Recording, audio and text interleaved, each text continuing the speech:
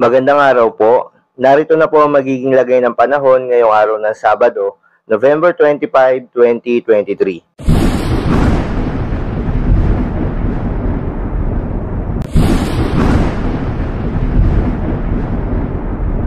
Sa kasalukuyan nga ay northeast monsoon o yung hanging amihan ang patuloy na umiiral sa malaking bahagi ng Luzon, samantala yung easterlies o yung mainit na hangin mula sa karagatang Pasipiko ay patuloy na nakakaapekto naman sa Visayas at Mindanao. At dahil sa salubungan ng northeast monsoon o malamig na hangin at easterlies na mainit na hangin, ito ay nagre-resulta ng tinatawag natin na shear line, na siya namang nakakaapekto sa malaking bahagi ng eastern section ng ating bansa. Sa ngayon, ayon sa Pag-asa, wala namang binabantayan na low pressure area o bagyo sa loob at labas ng ating Philippine Area of Responsibility na maaaring makaapekto sa ating bansa.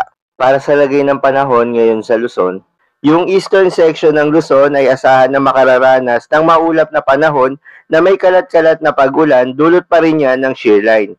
Samantala sa may northern Luzon, asahan na makararanas ng mahinang pag-ulan, dulot naman yan ng northeast monsoon o hanging amihan. Para sa Metro Manila at nalalabing bahagi ng Luzon, asahan ng maliwalas na panahon na may tsansa ng localized thunderstorms.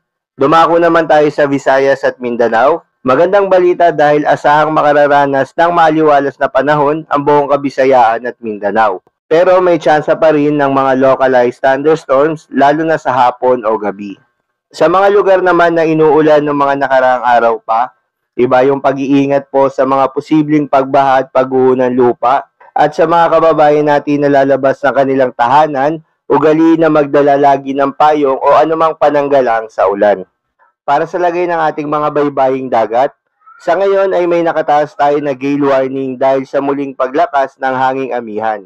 Kaya asahan na magiging maalon hanggang sa maalon dito sa Batanes, Ilocos Norte, northern coast of Cagayan, kabilang na ang Babuyan Islands. Kaya naman pinapayuhan ng ating mga kababayan na mangingisda at may mga maliliit na sasakyang pandagat na delikado pumalaot sa mga naturang coastal waters. At yun lamang po para sa lagay ng panahon ngayong araw ng Sabado. Keep safe everyone.